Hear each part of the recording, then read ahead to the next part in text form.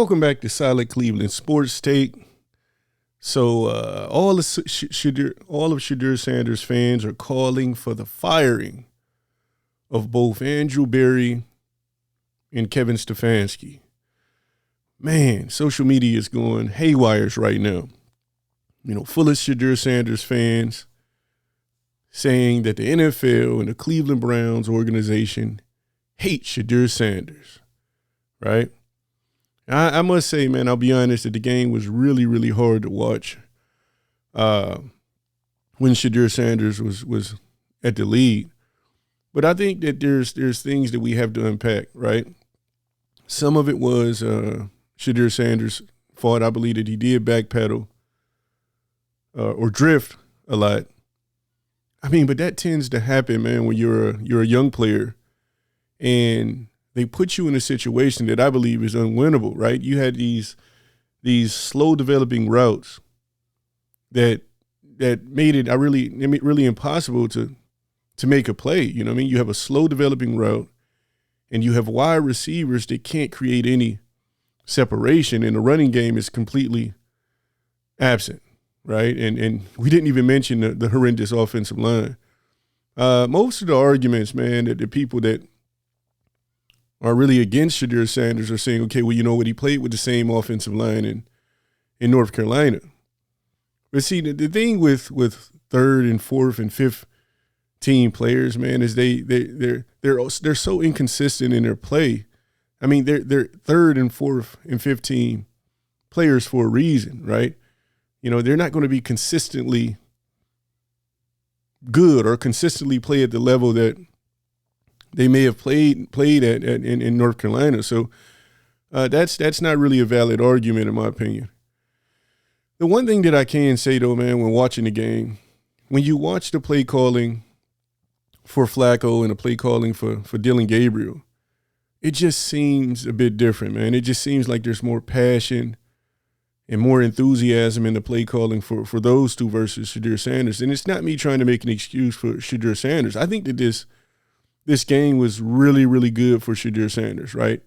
The opposition was I think, necessary because we got a chance to see him operate in what I believe, as I mentioned before, an unwinnable situation, right? And in doing so, you can really examine things that won't come out or wouldn't come out if he's just put in a situation where he can't lose. And, you know, and the things that I'm talking about is the holding of the ball, right? Okay, even if you have slow developing routes, you have a bad offensive line, you have a running game that's absent, there's things that you can do as a quarterback to make sure that your team isn't working from behind, they're working from behind, right? I mean, he lost, I think, somewhere around 48 yards from being sacked, you know, and he really has to learn how to get rid of the ball. So again, this tape will do really, really good for Shedeur Sanders. I don't really know, man. I'm hoping that this isn't a greater scheme by the NFL to put him in an unwinnable situation to justify him being the third player or the third quarterback on the depth chart. Right? I mean, I watched him play in North Carolina. I watched him play college ball. Shedeur Sanders is a late first round quarterback, right?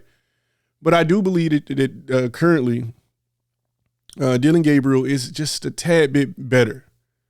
And I believe that when they first started training camp, the distance between both players was a lot larger. I think that Dillon Gabriel was a lot more experienced. He was a lot more polished as a player. But I believe that Shedeur Sanders is closing that gap really, really fast. And I believe that the upside of Shedeur Sanders is enormous. And I think that's mainly because of his relentlessness to get better. I want to say, though, man, that I don't think there's so many people that are either for Shedeur Sanders or for Dillon Gabriel. But I look at it different, man. I think it is a beautiful situation for the Cleveland Browns. I think that we have two young, hungry players on our football team And I want to see him get some playing time throughout the season. And if we're winning football games, that's going to be even better, right? And I want to go out and still draft another quarterback, right? And that way we have 3 really good quarterbacks on the team. And there's a lot of people that say, well, that doesn't really make any sense. Well, we drafted Dillon Gabriel in the 3rd round and Shedeur Sanders in the 5th. So why doesn't it make any sense? I do believe that Shedeur Sanders is going to continue to get better. And I believe that he's going to be a really, really good playmaker in the National Football League at some point. I just want him to get a fair shake, right? I would love to see Dillon Gabriel and Shedeur Sanders play with the number 1s, right? There's not many players that you could have put in Shedeur Sanders' shoes that would have prevailed in the situation that he was given, right? There's not a rookie quarterback that you could have gave the offensive line and the lack of running game and, you know, the horrible wide receivers, and they would have thrived in. It's just not possible. So, you know, we have to keep that in mind. Again, my main thing is I just want to be able to make sure. I just want I want the coaching staff to really invest in this young man. And I'm speaking of Shedeur Sanders, and give him a fair opportunity to compete for the starting position. Right? It just seems like right now there's a whole lot more invested in Dillon Gabriel, and the argument is that okay, he was drafted two rounds before Shedeur Sanders, but I mean, come on, man, we're people that watch football. You know, it's obvious that they're not that different as far as skill set, right? So I mean, I believe that Shedeur Sanders deserves the same opportunities as Dillon Gabriel, but the game today was very telling. The energy, man, in the second half just seems to be completely gone, right? It something was just missing. I can't really put my hand on it, man, but it was just something in the air, something that just wasn't right, you know. And I don't know what it is, and I'm guessing maybe it'll come back, it'll come out at a later date, but something wasn't right, man, and play calling being one of them. But again, you know, if Shedeur Sanders has the attitude to learn from his mistakes today, he'll have a lot of information to work with, right? And I would say on the list of different things that he needs to work with, he has to stop drifting in the pocket. He has to stop drifting, and he has to make sure that he gets rid of that ball, right? And the last thing, but I think is one of the most important things, is he was visibly upset with the offensive line and the play calling, and it showed in his body language. And you just can't do that as a leader of a team, right?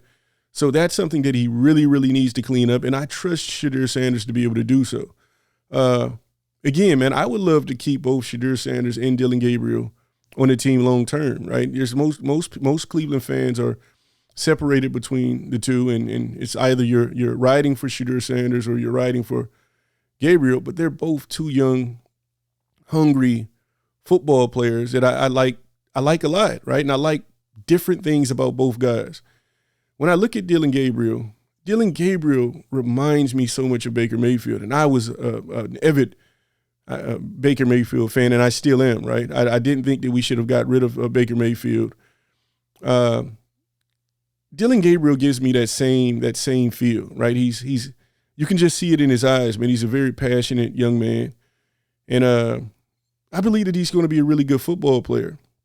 But I do believe that there may be some issues, man, as teams get more accustomed to his play. I think that it'll be a lot more challenging on him.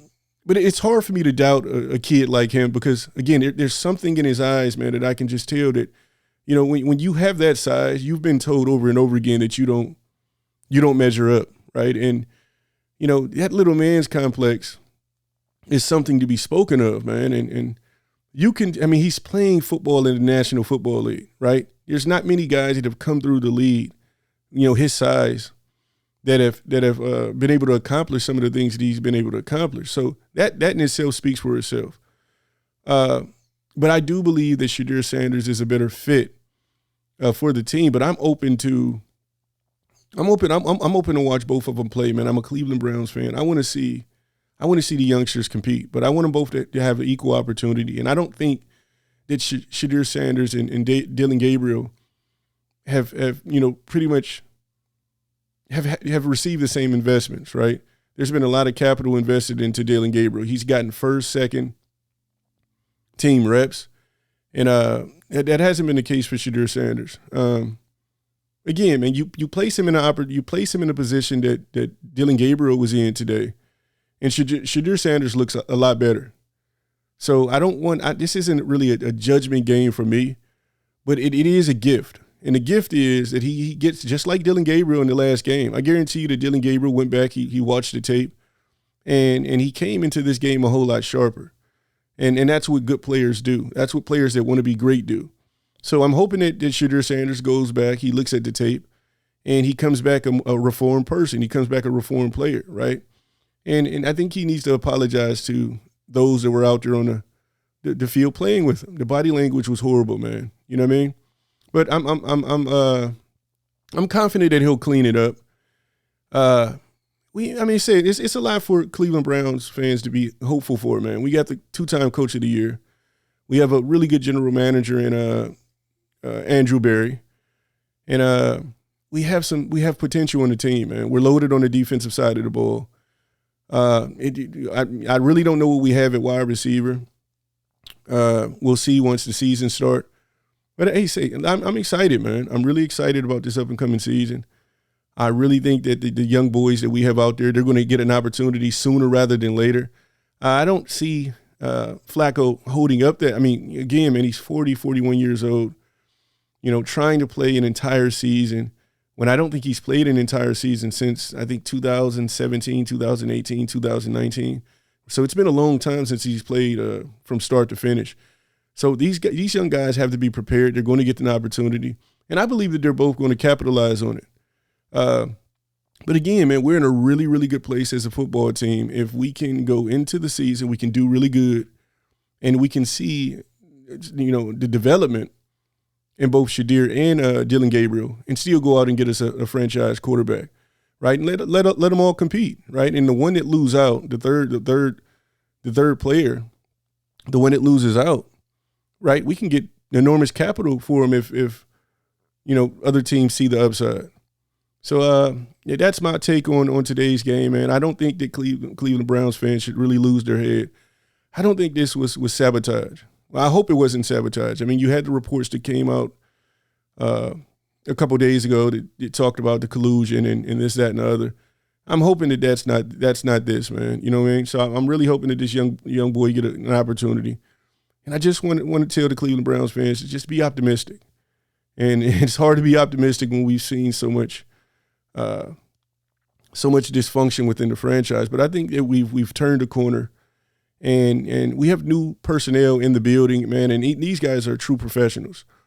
So I mean, drop a comment down below. Let me know what you feel about Shedeur Sanders' performance today, and what do you think about Dillon Gabriel? Do you think that we have an enormous amount of potential on the team? Drop a comment down below. Catch you next time. Holla.